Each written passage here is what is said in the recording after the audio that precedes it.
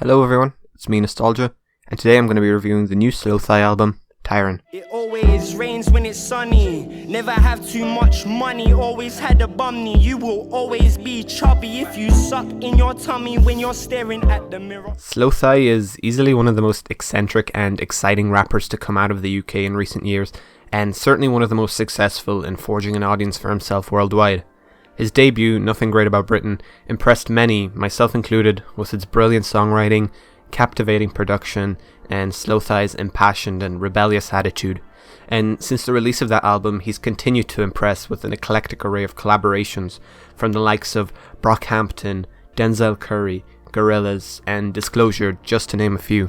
Because of the worldwide popularity Slowthai has experienced since his debut and the plethora of different artists he's worked with, his sound palette has quite obviously expanded to include a lot of different styles and ideas, and at its core is a lot more trap oriented these days than it was on his debut.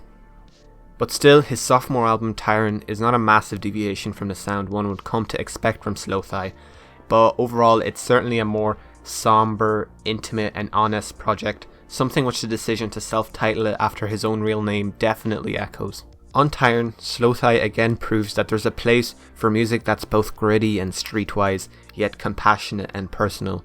Some of my favourite tracks on his debut were the ones where he showcased his more intimate side and confided with the listener. Northampton's Child and Ladies come to mind. This project gives us a further look into TYRON's heart, but certainly not without delivering the occasional hard-hitting bangers akin to tracks like Doorman or Drug Dealer on his debut. The track Cancelled in particular is one of the most infectious tracks on this album, but just like on his debut, even the more explosive moments still feel very raw and honest, as his more intense moments still come from a place of emotional frustration. One thing that ties these two sides of Slowthai together is the production. There's very few moments on this project where I found myself bored or unimpressed with what the beat and mixing had to offer. As a whole, the production seems a lot less harsh and rugged than on his debut. Instead, it feels more subtle, atmospheric and polished.